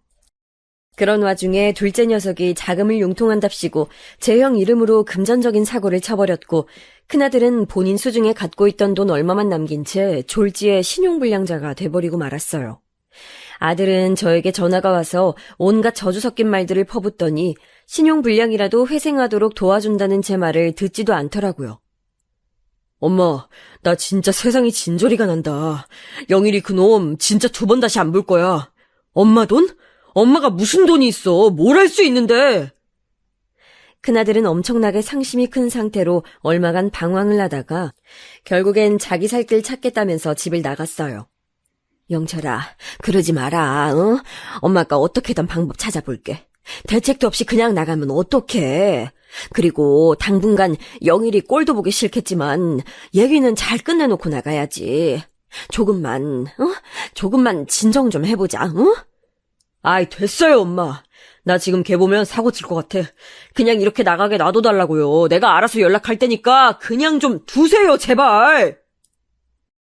그렇게 큰아들은 자취를 감춰버렸고 둘째 영일이 녀석은 자기도 눈치가 보이긴 하는지 조용하더군요. 제가 전화하자마자 이미 분위기를 눈치채고서는 바짝 엎드리는데 진짜 자식 문제는 알다가도 모르겠어요. 크게 사고는 치지 않았지만 나에게 마음을 열지 않고 늘 멀리 거리를 두는 큰아들과 사고치고 내 피를 마르게 하지만 늘 찰싹 붙어있는 둘째 아들. 저는 이 두 아이를 다루는 방법을 도통 잘 모르겠더라고요. 그러던 와중에 남편의 병은 깊어지면서 얼마 안 돼서 우리 곁을 떠났고요. 그때는 큰아들이 잠깐 다녀가긴 했어요. 하지만 그뿐이었고 어지간히 상처가 깊었는지 자기 동생 얼굴도 쳐다보지 않으려고 하더군요. 둘째 영일이는 어떻게든 형한테 엉기고 어쩌고 하면서 풀어보려는 눈치였지만 큰아들은 조금도 곁을 주지 않고 사라져버렸어요. 그러던 차에 저나 아들 둘이나 나이를 먹어가고 세월을 속절없이 흘려보내던 중 갑작스레 둘째 영일이가 결혼 얘기를 꺼내는 겁니다. 엄마, 나 결혼하려고 해요. 근데 색시가 좀 어려요. 나보다 12살 어려. 저기 삼촌네 막내딸 영미랑 나이가 똑같아요. 그래도 뭐 어린 색시 데리고 오면 좋은 거 아니야? 엄만 얼른 손주 보고 싶어 하잖아요. 영일이는 갑자기 어린 신부감을 데려와서는 저한테 인사를 시켰어요. 띠동갑이라고 하더니 딱 봐도 앳되고 아주 예쁜 아가씨더라고요. 눈도 크고 마치 옛날 배우 누군가를 닮은 듯한 하여간 아주 탤런트처럼 예쁜 사람이었어요. 그런 아가씨가 우리 영일이를 그렇게 따라다녀서는 결혼하고 싶어 한다니까 신기하지 뭐예요. 저기, 부모님은 뭐 하시는 분이에요? 어쩌다가 우리 영일이를 만나게 된 거예요? 이렇게 평범한 질문들을 슬쩍 했는데 나중에 자초지종을 다 들어보니까 사정이 있더라고요. 아, 저도 이제 어머니라고 불러도 될까요? 사실 제가 엄마가 안 계셔요. 어릴 때 돌아가시고 아빠랑 고모들 손에 자랐어요. 그리고 영일이 오빠는 회사 과장님 소개로 만났어요. 얘기를 들어보니 아들 녀석 친구가 이 아가씨 회사 과장이었나 봐요. 거길 오가던 중에 소개를 받게 됐고 어찌어찌 눈이 맞아서 교제를 했었나 보더군요. 근데 엄마가 안 계셔서 그런지 꽤 힘들게 자랐던 것 같더라고요. 결혼할 때 준비하는 내용을 들어보니 혼수는 거의 안 해오고 우리 아들이 거의 다 보태다시피 하는 것 같았어요. 엄마, 수진이 걔 집 사정이 안 좋아. 친척들한테 여기저기 떠돌이로 돌아가면서 자란 거나 다름없거든. 이제 돈 좀 모으고 직장 다니려던 차에 내가 데려오는 거잖아. 그래서 내가 책임지는 게 맞을 것 같아. 아들은 그렇게 말하는데 웬만한 건 자기가 다 부담하려는 추세더라고요. 이 와중에 제가 결혼식 문제로 큰아들을 불렀는데 끝내 오지 않겠다고 하더군요. 엄마, 난 영일이 생각만 하면 피가 끓어올라. 내 돈도 아직 다 안 갚아놓고 그거 찌끄레기 남겨놨다고 지금 당당하게 지는 장가 간다고? 나 지금 되게 힘들게 살아, 엄마. 뭐 엄마가 자세히 알 건 없지만 아무튼 나한테 그 자식 멀쩡히 산다는 얘기 좀 하지 마. 이러면 난 이제 엄마도 안 봐, 알았어? 큰아들은 못 본 사이 더 날카롭고 거칠어져 있었고 저는 행여나 정말 저와의 연락도 끊길까 두려워서 조심스레 전화를 끊었어요. 저 정도로 싫어하는데 더 뭐라고 얘기할 수도 없겠더라고요. 그리하여 둘째 녀석은 식을 올려서 새 신혼집에 들어갔고 그렇게 새롭게 가정을 꾸려서 살아가게 됐답니다. 그 사이 저는 제가 하는 식당이 조금 잘 돼서 방송에 소개되기도 하고 점점 일이 바빠지기 시작했어요. 하지만 제 몸은 이런 상황에 맞게 잘 따라주지 않았다 보니 매출은 좋지만 모든 부문을 완연하게 전부 제가 지휘하긴 힘들더라고요. 그래서 친정언니한테 웬만한 부분들을 일임해서 맡겨두고 저는 좀 쉬엄쉬엄 하게 됐어요. 언니는 믿을만하니까 맡길 수 있었고 한동안 너무 힘들게 달려온 저는 휴식이 필요했었거든요. 그러던 사이 둘째내 새로운 생명이 태어나게 된 거죠. 결혼한 지 그리 오래된 건 아니지만 아들 나이가 며느리에 비해서 월등히 많으니까요. 처음에 시도했을 때 잘 안 된다더니 시험관도 하고 많은 걸 했나 봅니다. 특히 며느리는 꼭 쌍둥이를 갖고 싶다고 했었거든요. 어머니, 저는 형제자매 없이 자라서 그런지 꼭 제 애들은 여럿 낳고 싶어요. 주변 보니까 육아가 그렇게 힘들다고 하더라고요. 괜히 어설프게 터울두지 않고 한 번에 쌍둥이로 성공하면 너무 좋을 것 같아요. 이렇게 말을 하더니 대뜸 쌍둥이 임신에 성공한 거예요. 그러더니 때가 돼서 낳았고 저도 설렁설렁 쉬던 차에 아기들을 보러 갔었답니다. 영일이가 저를 초대하기도 했었으니까요. 엄마, 이제 와서 손주들이랑 같이 놀기도 하고 아들 집 왔다 갔다 하면서 엄마도 좀 편하게 살아. 이모가 지금 식당 봐주고 있으니까 엄마도 그렇게 막 힘든 건 아니잖아. 나 진짜 얘네들 꿈틀거리는 거 보면 엄마가 나 키우면서 얼마나 고생하셨을까 싶어서 짠하다니까. 아들이 하도 오라오라 하는 통에 사실 저도 궁금한 마음이 있었으니 한번 가보게 됐어요. 아예 처음 가는 길도 아니었지만 몸이 너무 안 좋아서 거의 못 가봤었거든요. 근처에서 애기 내복도 사고 얘네들 먹일 반찬이랑 국도 준비해서 갔는데요. 그렇게 들린 아들 집 분위기를 보고 저는 깜짝 놀라고 말았어요. 식당 주변 사람들 얘기를 충분히 듣고 간 터라 그렇게 놀랄 일도 아니었지만 눈으로 직접 체감하니까 기분이 이상하더라고요. 어머니 오셨어요? 이쪽으로 얼른 들어오세요. 오빠한테 연락 받았어요, 어머니. 잘 지내셨죠? 이렇게 말하는 며느리는 도통 이제 막 쌍둥이를 낳아 키우는 엄마라고 생각될 정도의 차림이 아니더라고요. 쫙 들러붙는 옷에 화려한 화장에 귀에도 귀걸이며 손톱도 번쩍번쩍한 게 어떻게 저렇게 하고선 갓난쟁이들을 안고 키울 수 있는지 납득이 안 갔어요. 제가 막 구식이라기보단 주변에 손주 손녀들 본 사람들이나 새댁들을 만날 때가 종종 있으니까요. 하나같이 엄마들이 얼굴에 화장기 없이 아기들을 안고 와서 머리도 제대로 못 감고 손톱은 다들 바짝 짧은 상태로 오는 걸 봤거든요. 왜 우리 며느리 차림만 유독 저런지 무슨 돌잔치 파티나 하는 분위기도 아닌데 이해가 안 가더라고요. 근데 그건 금방 주방에서 튀어나온 그림자를 보고 알게 됐어요. 저기 새댁, 이제 애들 분유 먹일 시간이에요. 지금 물 끓이고 있으니까... 아이고, 누구시지? 친정엄마신가? 아, 시어머니세요? 이렇게 갑자기 툭 튀어나와서 저를 쳐다보는 제 또래의 웬 아주머니가 있더라고요. 어리둥절하게 서로를 쳐다보는 우리를 보곤 며느리가 잽싸게 말을 하더군요. 아, 이모님, 저희 어머니, 시어머니세요. 아, 어머니 여기 저희 애기들 봐주시는 이모님이세요. 지금 저희 집에서 상주하시면서 애기 봐주시는 거예요. 밥도 해주시고요. 이런 얘기는 처음 들어보는 거라 그냥 애기를 봐주는 그 베이비시터인가도 아니고 잠까지 자면서 밥도 해준다고 하니 좀 놀랍더라고요. 요즘 애기 보는 게 보통 돈 드는 일이 아니라는데 그런데다가 꼬박 매일매일 같이 있고 밥까지 해준다고 하니까 약간 당황스러웠어요. 이 부분에 대해 얼른 아들 녀석을 불러가지고 며느리가 안방에서 뭘 하는 사이에 바삐 물어봤어요. 용일아, 이모? 이모가 뭐야? 베이비시터 말하는 거야? 니네 지금 그런 데 쓸 돈이 있어? 아니 얼마나 주고 쓰는 거야? 돈 많이 들 거 아니야? 제가 재빠르게 물어대니 아들은 약간 당황했는지 작은 목소리로 속삭이더라고요. 엄마가 몰라서 그러는데 보통 하나만 나와도 이렇게 시터 이모님들 써. 아이 게다가 수진이랑 우리는 쌍둥이 나왔잖아. 하나 낳아서 키울 때 드는 돈을 동시에 2배로 쓰는 거라 남들이랑 별반 다를 게 없어. 아니, 우리가 힘들면 더 힘들지. 엄마 혹시나 말인데 그런 얘기 수진이 앞에서 절대 하지 마. 괜히 눈치 주는 것 같잖아. 쟤 엄청 힘들어한단 말이야. 아들이 하도 저에게 입단속을 시키면서 며느리에게 뭐라 하지 말라길래 그냥 좀 황당한 채로 가만히 있었어요. 그러고 난 뒤에 보니 쌍둥이 2 녀석 분유 먹이는 것도 이모님인가가 하고 걔네 재우는 것도 이모가 들어가서 하고 제가 왔을 때 차랑 간식 내놓는 정도만 며느리가 하고 있더라고요. 그조차도 집에서 별로 뭘 안 하는 모양인지 어디에 뭐가 있는지도 잘 모르는 것 같아서 어처구니가 없었어요. 얘 새애기야, 너 집에서 도통 살림을 안 하니? 제 말에 며느리는 흠칫 놀라는 표정을 짓더니 이내 웃으면서 대답하더라고요. 아, 살림이요? 아, 그쵸. 저 잘 안 해요, 어머니. 이모님이 알아서 다 해주시는데요, 뭐. 저희 돈 내는 것도 다 그것 때문에 하고 있는 건데 제가 뭐하러 살림을 해요. 애기 봐주시고 밥도 해달라고 하고 청소도 해주세요. 애기 데리고 주무시기도 하고요. 아, 좀 비싸긴 해요. 그러면서 며느리는 마음에 안 든다는 투로 애들 데리고 들어간 그 이모 흉을 슬쩍 보더라고요.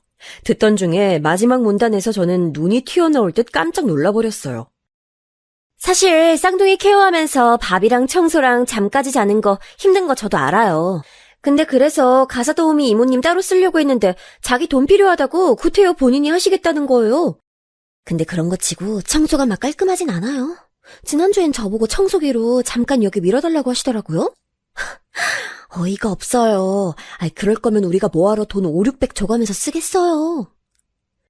이 말을 듣고 놀라는 게 저뿐인 건지 아니 시터 쓰는데 돈 5,600을 쓴다니요. 저는 그 정도로 돈이 나가는지 생각도 못했어요. 얘네가 진짜 돈 무서운 줄 모르는 건지 어디서 그런 돈을 팍팍 쓸 생각을 하는 걸까요? 살고 있는 집도 평수 그만한 것 얻는다고 빚도 지고 했으면서 한 달에 거의 600씩 쓰고 있으면 어떡하냐고요. 게다가 며느리 차림새를 보니 관심이 아예 딴 데 가 있는 것 같더라고요. 어째 결혼 전에 봤던 수수한 차림새와 다르게 웬만한 아가씨들보다 화려하고 사치스런 차림을 하고 있는 것 같았어요. 하여간 전 당황스러워서 뭔가 말 한두 마디 잘못 얹었다가 어찌 될 줄 몰라서 가만히 있었어요. 그런데 듣자 하니 점점 가관도 아닌 거예요. 참 어머니, 이따 몇 시쯤 가실 거예요? 저 친구들이랑 저녁 약속 있어서 아마 어머니 댁 쪽 근처까진 태워다 드릴 수 있거든요? 시간 봐서 잘 맞으면 모셔다 드릴게요. 이거 며느리 말투는 어제 처음 봤을 때랑 달리 뭔가 좀 껄렁해진 것 같기도 하고 우리 아들보다 어린 나이에 결혼했다지만 그래서 그런지 놀고 싶고 하고 싶은 게 많은 것 같았어요. 애기 엄마가 애들만 정말 쏙 낳아놓고 애들은 보지도 않고 밖으로 돌아다니는 모양새더라고요. 그날 대충 밥도 마무리하고 집으로 돌아와서는 생각이 너무너무 많아졌어요. 제가 알기론 영일이 녀석이 수입에 대해서 저한테 완전히 오픈하진 않지만 직장이 변변치는 않은 상태거든요. 근데 띠동갑 색시를 얻어서는 뭐 마누라 도망갈까봐 겁내는 것도 아니고 뭘 그렇게 하자는 대로 다 맞춰주는 건지 모르겠어요. 지금 살고 있는 집도 약간 외곽이긴 하지만 그래도 30평대가 넘는데 감지덕지 하잖아요. 게다가 애들 낳은 지 몇 달 안 됐는데 쭉 저렇게 월 600짜리 베이비시터를 쓰고 있었다고 하고 참 납득이 안 가는 거예요. 너무 속상해서 친정언니한테 말을 했더니 언니는 딱 상황에 맞는 말을 저에게 던지더군요. 듣고 보니 저도 할 말이 없긴 했어요. 그래도 뭐 어째. 네 아들 영일이가 좋다고 데려온 며느리잖아. 싫어봤자 별 수 없지 뭐. 며느리 욕해봤자 네 아들 얼굴에 침 뱉기야. 다 부질없는 거야. 나 봐라. 며느리들이랑 겸상도 안 한다. 몇 년 전에 이혼소동 벌이는 거 보니까 진짜 뼈가 다 마르고 가슴이 찢어져 나가더라. 자식 복대로 배우자들도 얻는 거지. 걔네들이 이상한 게 아니라니까. 그냥 영일이 그 녀석이 알아서 고생도 해보고 정신 차리게 제발 좀 그냥 놔둬봐. 언니 말은 정말 조금도 틀린 게 없이 버릴 게 없는 말이긴 했어요. 하지만 저는 잠을 이루지 못했고 점점 생각이 기울더라고요. 언니, 아무래도 안 되겠어. 그 시터 이모인가 뭔가 그만두게 하고 내가 들어가서 애들 봐주던지 해야겠어. 아이, 돈 600이 네 집 강아지 이름이냐고. 영일이한테 물어보니까 2돌, 3돌까지는 계속 시터를 쓴다고 했나 봐. 아니, 미친 거 아니야, 진짜? 3년이면 그게 돈이 얼마야. 2억이 넘는 돈을 애엄마가 애를 안 보고 돈 들여서 키운다고? 아주 그냥 환장하겠어, 정말. 제 말에 언니가 말리긴 했었지만 막상 그만한 돈을 앞으로 몇 년씩 더 쓴다고 하고 그냥 못하게 한다고 하는 게 아니고 제가 들어간다고 하니 더 뭐라 못하더라고요. 이런 내용을 아들에게 통보했고 아들은 며느리랑 고민을 해보겠다고 했어요. 그러고 얼마 뒤에 연락이 와서 그러자고 하더군요. 사실 엄마, 난 잘 됐다고 생각해. 나도 허리 휘는 중이었거든. 엄마한테 말은 못했었는데. 수진이는 얘네들 얼마 안 있다가 영어 유치원도 보낼 생각이더라고. 아니, 근데 그 돈을 다 어떻게 돼? 한 명당 100만 원이 넘어. 그럼 그럴 돈을 차라리 지금 내는 시터 비용에서 떼고 형편껏 할 생각을 해야지. 근데 내가 뭐라고 하면 툭 하면 삐지고 울고 오빠 때문에 결혼도 일찍 했네. 애를 둘이나 낳았네 하고 운단 말이야. 이 말을 들으니까 정말 뒷목 잡겠더라고요. 게다가 며느리가 싸움의 끝마다 내미는 무기가 있었는데 이건 저도 좀 섬뜩하더라고요. 저도 애들 낳아봤으니 모르는 건 아니지만 대체 왜 그런 정신상태를 갖고 결혼한 건지 이해가 안 갔어요. 뭐야? 아니 애 엄마가 산후 우울증이랍시고 그런 소리를 해댄다고? 아니 세상에 애 낳은 여자들이 다 그러는 줄 아니? 진짜 안 되겠네. 그런 꼴 보자고 장가 보낸 거 아니야. 아무래도 내가 들어가야겠다. 맞아, 엄마. 내가 며칠 전에 폭발해서 뭐라 했더니 자기 산후우울증으로 힘들어서 죽고 싶은데 왜 오빠까지 난리냐는 거야. 그럼 내가 뭐라고 할 말이 있겠어. 자기만 없으면 끝이다. 뭐 이따위 말들을 하고 있더니 난 막 불안해 죽겠는 거야. 혹시나 바보 같은 생각할까 봐. 그러니 눈치 보고 자꾸 맞춰주게 되는 거야.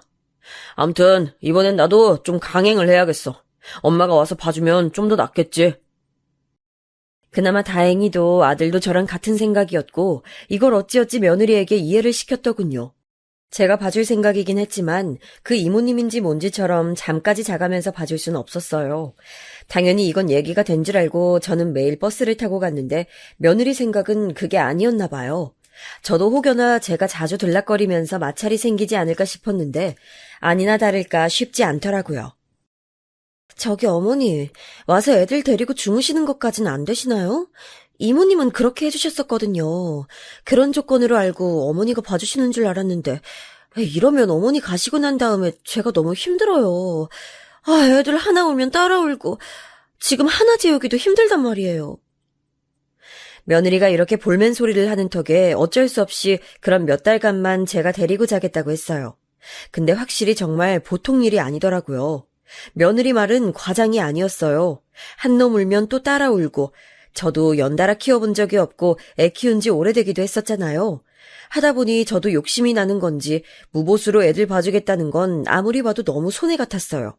결국 며느리를 앉혀놓고 이런 우습지도 않은 얘기를 하게 됐답니다.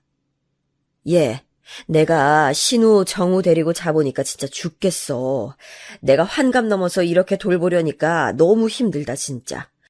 그래도 니들 돈 아끼라고 삶의 보태라고 도와주라고 왔지만 그래도 어른 말에 그렇게 덥석 무보수로 알겠다고 하는 건 아니지. 적어도 왔다 갔다 차비나 간식비라 치고 20만 원 돈 정도는 챙겨줘야 하는 거 아니냐? 그 전에 이모한테는 600씩이나 썼다면서 어떻게 이런 건 네가 알아서 좀 먼저 챙길 생각을 못하는 거야.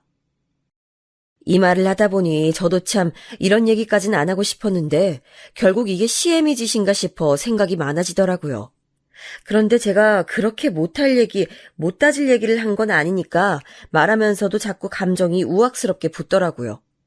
며느리는 제 말에 기분이 나빴는지 입이 대빨 나와가지고는 모든 책임을 제 탓으로 돌리더군요. 사실 제가 그러자고 한 거니 저도 그렇게 당당한 입장은 아니긴 했어요. 네, 알겠어요, 어머님.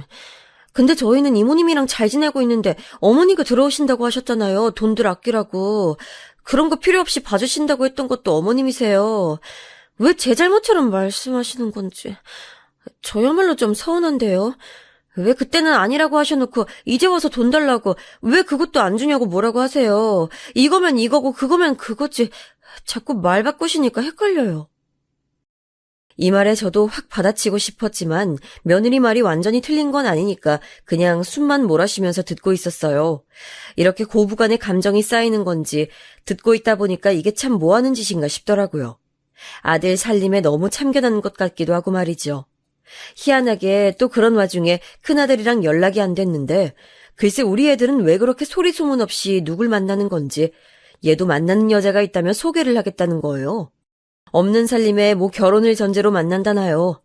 간만에 연락이 된 걸로 신나서 저는 만나고 왔는데 어째 큰아들이 데려온 여자랑 지금 며느리랑 너무 비교가 되는 거 있죠. 되게 수수하고 검소하고 엄청 절약하고 결혼도 간소하게 할 생각을 하고 있는데 두 아들 녀석이 데려온 여자들 둘 다 어쩜 이렇게 씀씀이 차이도 큰지 둘이 합쳐서 반으로 딱 나눴으면 좋겠는데 말이에요. 아무튼 그렇게 지내는 와중에 며느리랑 둘이 마주하고 있는 시간들이 많아졌고 전 최대한 그 이모인가 뭔가 하는 이유로 말이 나오는 게 싫었어요. 저도 몸이 성한 편은 아니었지만 어떻게든 손주들 잘 먹이고 잘 재우려고 노력을 했죠. 돈 20만 원 받아가면서 해줄 수 있는 일은 그게 전부였고 잠까지 자주는 거면 대단한 거 아닌가요? 그런데 며느리는 자꾸 제가 해둔 말에 딴지를 걸어대면서 왜 이모님 몫만큼 안 해주냐며 슬슬 싫은 소리를 해대는 거예요.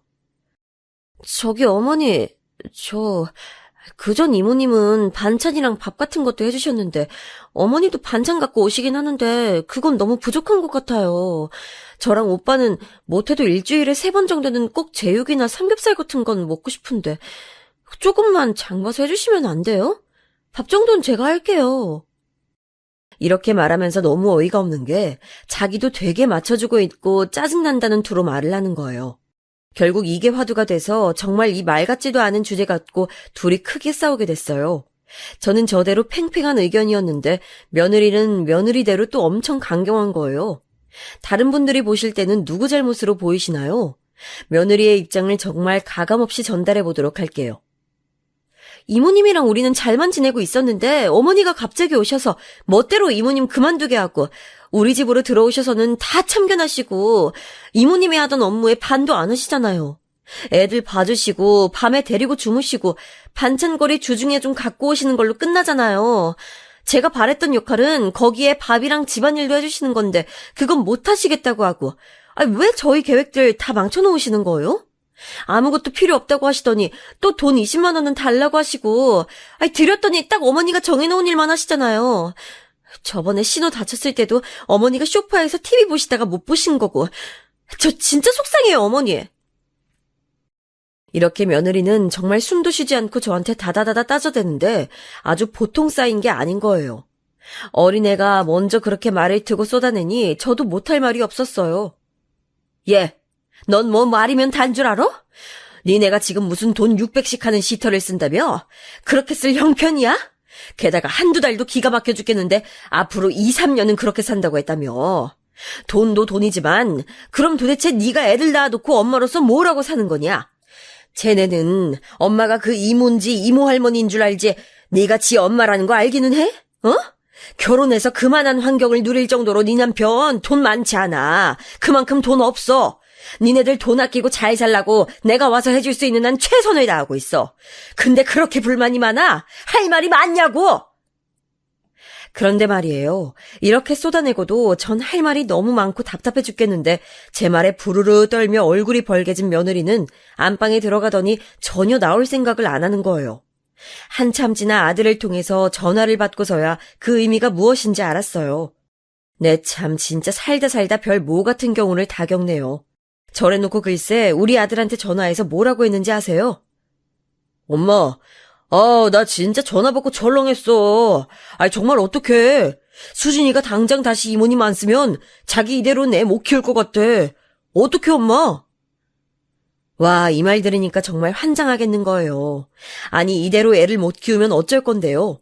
진짜 미치고 팔짝 뛰고 기절할 노릇인 저에게 아들이 그 뒤로 눈치 보며 건넨 말은 정말 불에 기름을 붓는 격이었어요. 그게, 자기 너무 스트레스 받는다네.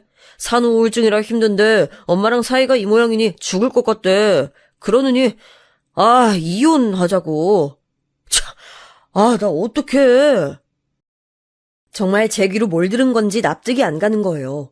고작 이 상황에서 이것 때문에 이혼이라니요. 아들은 한창 어린 지 마누라가 도망이라도 갈까봐 이젠 어쩔 줄 몰라 하는데 도대체 이게 뭔 요지경 세상인가 싶었어요. 이혼이라뇨. 지금도 자기가 아내이자 엄마로서 하는 것도 없으면서 뭐 이혼이요?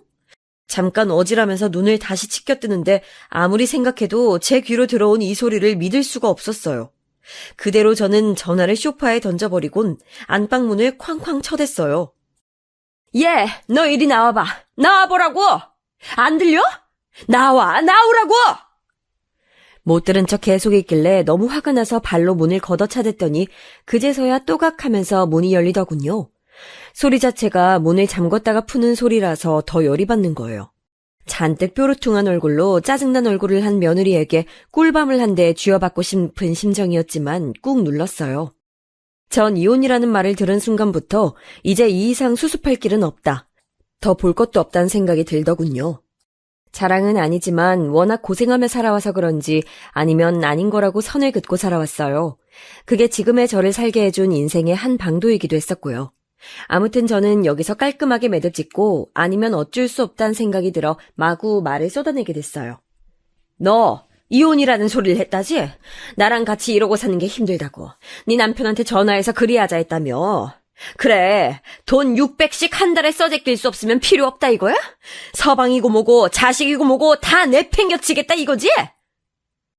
전에 없이 씩씩대는 제 모습에 며느리는 다소 놀란 얼굴이었고 그제서 겁을 먹은 듯 했지만 전 더 이상 멍청한 얼굴로 며느리 하는 소리를 다 듣고 참을 순 없었어요. 완전히 끝장을 내버리겠다는 다짐으로 저도 피를 볼 생각을 하고 쏟아부었어요. 너 말이야, 그럼 이혼해라. 나가줘. 나도 너 같은 며느리 필요 없다. 우리 신우, 정우 내가 키우면 돼. 이제껏 네가 뭘 했냐? 너 하나 없어도 얘네 잘 큰다. 이 집은 너 없어도 돼. 뭐 돈 600이 없어서 이모님을 못 쓰게 해서 그렇게 불만이야? 그 돈 네가 벌어서 쳐 갖다 바치지 그랬어. 제 손으로 제 자식 하나 못 키우면서 돈을 그렇게 썩어 빠지겠어야 성이 풀리냐? 지 자식 키우는 돈도 제 손으로 못 벌면 지가 키울 생각을 해야지. 그거 도와준다고 왔더니 뭐가 어쩌고 어째? 너 같은 애는 벌 좀 받아봐야 돼. 전 이때 눈이 완전히 뒤집어져서 분을 다스릴 길이 없었어요. 그나마 다시 안 볼 각오로 퍼붓게 되는 말이니 나중에라도 흠잡히지 않게 너무 험한 말이 안 나가도록 최대한 누르면서 말했어요. 네 몸만 쏙 나가던지 아쉬우면 신우 정우 내리고 나가서 네가 혼자 키우던지 뭘 하던 결정해. 대신 지금 당장 짐 싸서 나가. 나가! 며느리는 제 말에 지도 할 말은 해야겠는지 그건 자기가 알아서 결정하겠다 어쩌고 저쩌고 하길래 그간 참고 도저히 안 하려던 소리를 결국 하게 됐어요. 뭘 알아서 결정해. 알아서 결정할 게 뭐가 있는데 너한테. 이 집 내 거야. 내가 영일이한테 돈 빌려줘서 빚 나한테 지고 산 거야. 네가 이 집에 뭘 기여한 게 있길래 뭘 알아서 결정하겠다 소리를 하고 있어. 내 집이니까 당장 나가라고! 당시 저도 딱히 말할 이유가 없어서 안 하고 있었지만 이 30평대 집 사겠다고 아들이 하도 애원하길래 제가 돈을 어느 정도 보태주고 또 얼마는 빌려주는 개념으로 사게 해준 거였어요. 아들은 그걸 다달이 저한테 갚고 있고 직장 사정도 좋지 않으니 전 그냥 기다리고 있었어요. 그런데 또 빚을 져가면서 시터를 쓰고 있다고 하니 요것들 이대로는 절대로 경제적 독립 못하겠다 싶었거든요. 그런 경우가 없다고 해도 어느 시어머니가 아들이 형편도 안 되는 저런 소비를 하는 꼴을 보고 있겠냐고요. 솔직히 말해서 이 말을 퍼부을 때도 저는 조금이라도 며느리가 미안한 기색을 보인다든지 그때서라도 울면서 빌기라도 하고 잘못을 토로하면 어느 정도 합의서는 보려고 했어요. 애들이 안 됐으니까요. 이미 며느리 자리는 틀려먹은 것 같지만 손주들은 불쌍하잖아요. 그래서 일단 그 집에서는 살게 하되 저한테 갚을 돈 기한을 확 줄여서 다달이 들어가는 돈의 액수를 늘리려고 했거든요. 그래야 며느리 저것도 돈 아쉽고 벌기 힘들고 그동안 자기가 얼척없는 호화로운 생활을 했다는 걸 알 것 같았어요. 지가 나가서 뭔 짓을 해서라도 돈 벌고 해서 갚게 할 생각이었는데요. 정말 얘는 진짜 안 되려더라고요. 상황 파악이 늦게 된 주제에 머리도 나쁜 건지 아무리 우리 아들보다 어리다지만 엄연히 성인인데 왜 이렇게 머리가 안 돌아가고 악만 가득한 걸까요? 그런 게 어딨어요. 아들 결혼시켜놓고 이제 와서 어머니 마음에 안 든다고 나가라고요? 이렇게는 이혼 안 해줘요. 안 참을 거예요.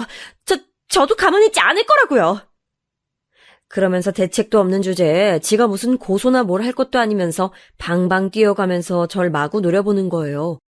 가뜩이나 이 나이에 애들이랑 뒤엉키며 밥도 제대로 못 챙겨 먹고 내가 신생아들을 낳은 마냥 힘들게 살아오고 있는데요.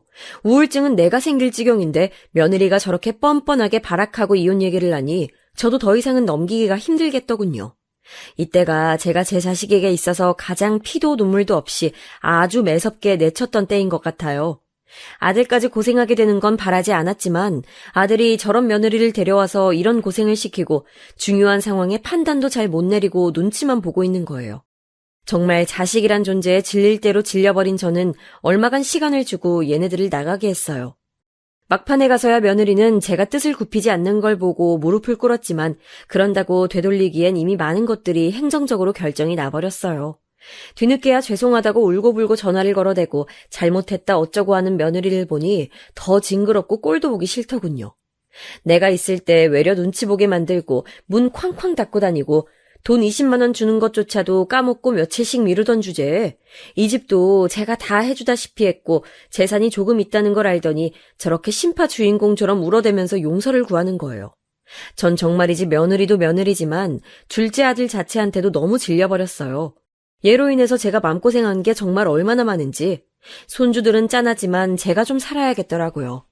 몸도 몸이지만 얼마간 쟤네들이랑 같이 있으면서 보통 만신창이가 된 게 아니거든요.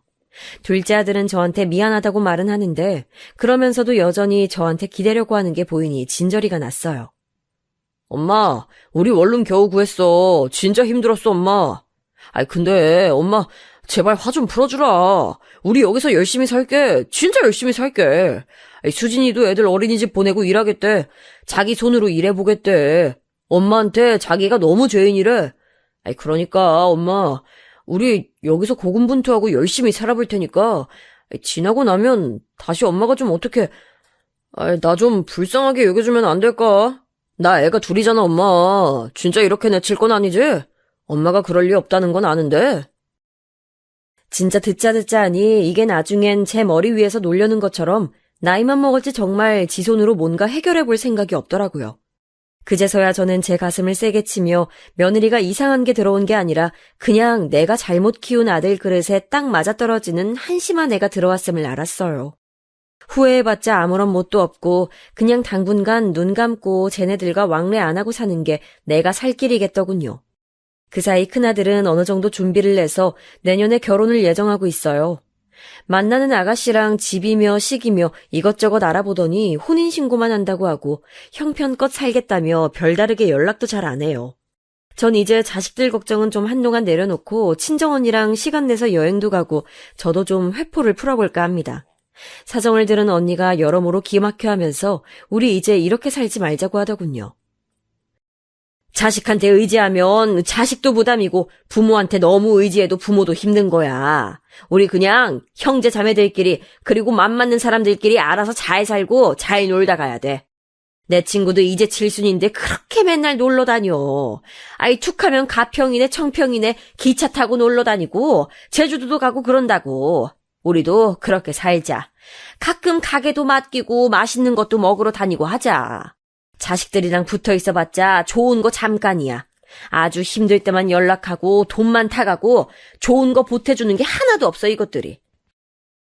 언니 말이 좀 격한 것도 있지만 전 아주 틀린 말이라고는 생각 안 해요. 한동안은 저도 제 건강 챙기고 제 흥겨울 거리 생각하며 살아보려고 합니다. 자식 뒤치다꺼리 하느라 멍든 가슴 자식이 절대 치료해주지 않더라고요. 내가 추스르는 수밖에요. 아무튼 잘 싸매고 재밌게 잘 살아보려고 해요. 중간에 마음이 약해지는 때도 있겠지만 이렇게도 저렇게도 살아보고 싶어요. 인생은 한 번밖에 없고 살 날도 언제까지인지 누가 알려주지도 않으니까요.